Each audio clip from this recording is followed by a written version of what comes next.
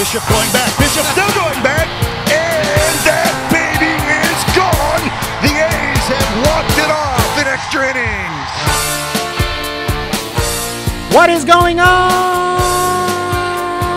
everybody, and welcome back to the Humm Baby Baseball channel. And if you're new here, please hit the subscribe button and the thumbs up button, doing previews on all 30 teams. Check out my other videos. Let's get into the Oakland A's because they have done something about the absence of 2020 elite closer Liam Hendriks, who's heading to Chicago to pitch for the White Sox. They have signed Trevor Rosenthal to a one-year deal worth $11 million per Ken Rosenthal. Per The Athletic, he appeared in 23 games for the Padres and Royals last season and had a career resurgence. After settling for a minor league deal, he makes the team. He has a 1.9 ERA. He was absolutely dominant, just like back in his days with the Cardinals from 2012 to 2017. And then he had Tommy John. Then he couldn't find the strike zone. He still had that great strikeout stuff. Don't get that confused, but he just couldn't get it together until last season. He had a 14.5 strikeout per 9 ratio. And the A's are hoping he has another big season left in that arm,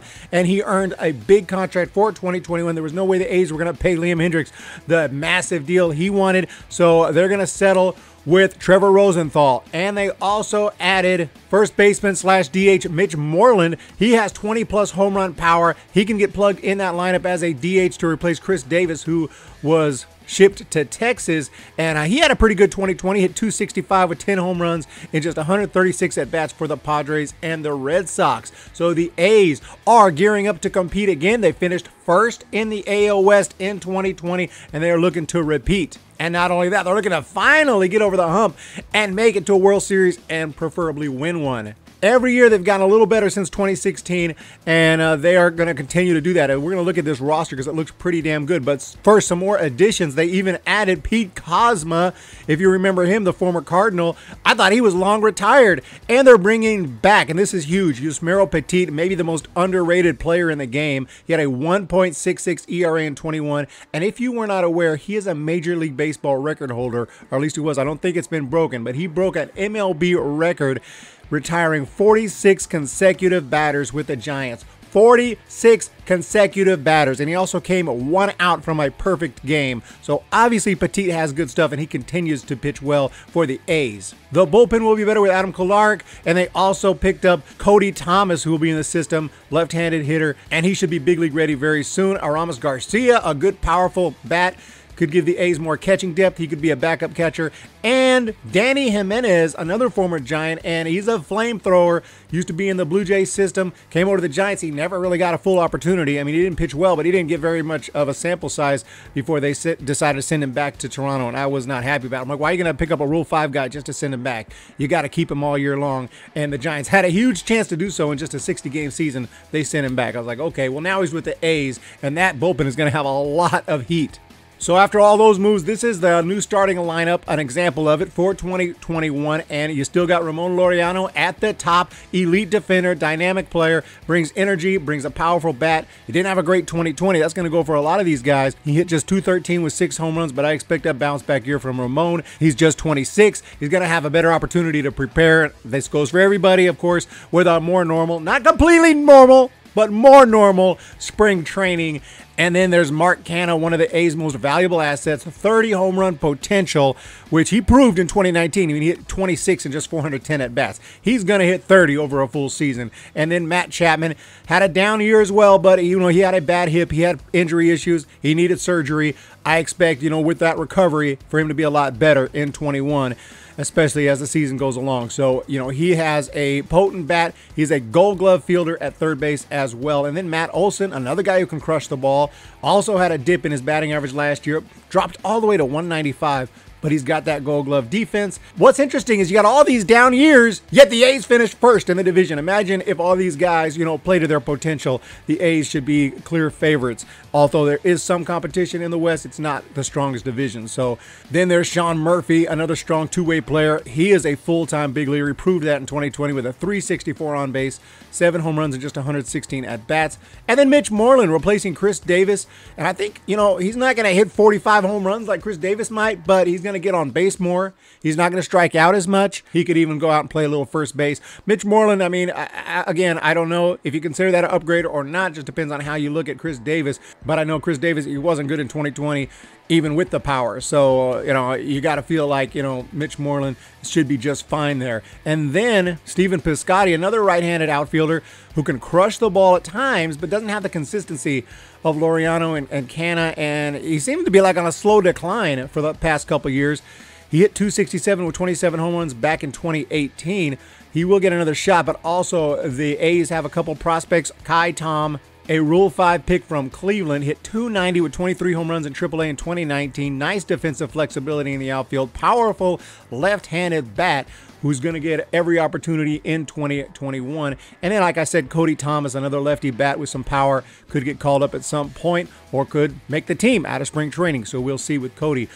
But then you got Elvis Andrus, one of the pickups from Texas. He only hit 197 and might have been on the verge of losing his starting position with the Rangers before this trade.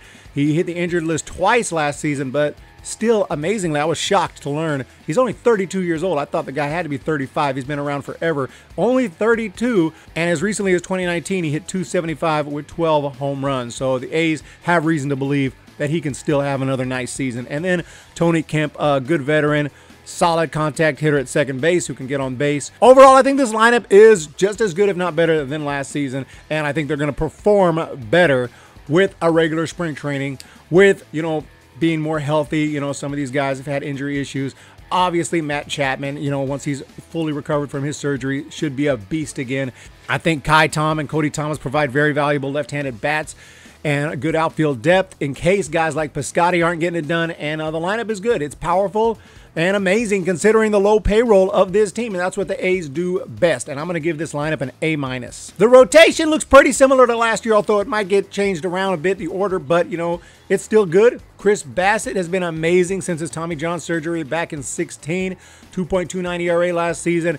That might make him the favorite to be the ace of this rotation, but I think just based on some advanced stats, he's more of a 3 ERA type, but, don't get it confused. He's still going to be awesome. Just don't know if he can hold a 2.29 ERA for a 162, but he's still going to be great. And then you have Jesus Luzardo with that nasty stuff, and he looked great more often than not in his rookie season. Struggled in the postseason, but I think he'll have a big sophomore season. He's got that fastball, he's got that curveball change combo, and he's just straight up filthy. And then Frankie Montas, good 90s heat, powerful slider when he's healthy. Had some back issues last year. He got lit up a few times, but he also had a bunch of great starts. So you see that 5.6 ERA, not very good, but I think over the long haul, it'll be a lot better. And then Sean Manaea, also another guy who had a period of time where he wasn't good at the start of 2020, but he settled down and he showed great stuff during the home stretch there. So I think he'll be good. And, he's a strike thrower. He doesn't walk a lot of guys. He keeps the ball on the ground and should be all right. And I think he'll be much more impressive than that 4-3 record, 4.5 ERA from 2020. Then Mike Fiers still there. He was re-signed, so he is coming back, and he'll be back in that rotation somewhere more than likely. He was so-so in 2020. He was 6-3, 4.58 ERA. He's always good for quality starts. He's going to give you 5-6 innings, keep you in the game. That's pretty much all you can ask for. He was, considered the ace going into 2020 after he was 15-4 in 19 with a 3.9 ERA. I don't expect him to repeat that type of performance, but, he's going to continue to be solid. And he's got experience, and the A's needed some guys with plenty of experience while some of the younger prospects develop, and that's why they brought back Mike Fiers. And, some of these guys are still kind of honing their skills, such as first-round pick Dalton Jeffries, and he had an 11 strikeout rate in the minor leagues with a 1.05 whip. Absolutely sick. And then A.J. Puck still could be in the mix for a rotation spot, but I think he might be better fitted for the bullpen, but he is a possibility once he's completely recovered from his shoulder surgery. So he was also filthy, strikeout stuff, just insane in the minor leagues. So A.J. Puck, someone to keep an eye on. But overall, still looks strong. And the A's, they just know how to do it. Their management just knows how to build strong rotations with limited money, limited resources. And this, like the lineup, should be just as good, if not better, than it was in 2020. And I'm also going to give this rotation an A-. Moving on to the bullpen, and yes, it's tough to lose Liam Hendriks, but like I said, there's no way the A's are paying $54 million for a reliever, even if he is one of the best. And there's no guarantee that Hendriks isn't going to decline. I mean, yes, you would think more likely that Rosenthal would, but Hendriks, he's not exactly, 25 or something. I believe he's about 32 years old. Rosenthal is even younger. So if you want to go by age, well, you got Rosenthal for $11 million 1 year. It could be even a better deal than Hendriks for $54 million, depending on how Hendriks does. But Hendriks is absolutely filthy. Don't get that mistaken. But Rosenthal is as well. And like I said, so I think that he will have a big season for the A's. With the loss of Hendriks, it was absolutely vital that you re-sign Petit, and they did. Yusmeiro Petit will be back. A.J. Puck, like I said, someone to keep an eye on. If he doesn't get a crack at the rotation, could be a legit bullpen arm. Jake Diekman, a very solid lefty. I think he was the favorite to be the closer, and hey, he could still be in the mix for that position. He has a mid-90s heater with insane movement, and he only had a .42 ERA in 21 innings last season with 31 strikeouts. Don't expect that over a full season, but still, absolutely legit arm there. Lou Trevino throws even harder, and he could play a major role. J.B. Wendelken also had an amazing 2020. And finally, like I said, Danny Jimenez, another guy who has touched 100 miles an hour. He'll be available for the A's, and this bullpen is live. I mean, they have some flamethrowers and experience and youngsters developing, and overall, I think it'll be able to hold plenty of games. It's a very good bullpen, and I'm going to give it a B+ for now, pending on how some of these guys look. But right now, without Hendriks, obviously that's a little bit of a decline. But again, Rosenthal, if he can repeat his 2020, he'll be just close to, if not just as good. So, of course, you got Adam Kolarek in there as well this year, and he was absolutely sick last season. So you got to take that into consideration, too. This could easily be really one of the better bullpens in the game. I think this bullpen is still legit. So B+ for now. Overall, I think the A's are solid. I think they should be at the top of the AL West, and a lot of predictions out there. We'll see about mine soon. We're still working on that, but the competition, there's some competition, but it's not all that great. It's not the best competition in baseball with the AL West. I mean, yes, the Astros, they looked pretty hot in the playoffs last year. Still a good team. The Angels are a good team, but lack pitching. The Mariners are up and coming. That's a team to look for. It could be a surprise threat in 21 in that division. Rangers don't appear to be a big threat. So the A's, they look like they could still be favorites to win the division and repeat and at least be a wild card team, worst case, for the A's. And overall, I'm going to give this team an A-. Super impressed with the roster that they're able to build and maintain year after year. Look for the A's in 2021 to be a very strong team. I like them a lot. Oakland A's across the bay. You guys look great. Giving you an A- overall as a team. Best of luck in 2021. I got a lot of friends who are A's fans. And, right now they probably have a little bit of bragging rights. But, hey, where's those rings? You need some rings, baby. Let's go, Oakland A's. So, best of luck in 21. You guys have a great day. Hit the subscribe button, and they do have a ring from 89, but it's getting a little old now. You guys need to upgrade, get a newer one. You guys have a great day. Hit the subscribe button, hit the thumbs up button, and we'll talk to you next time. See ya!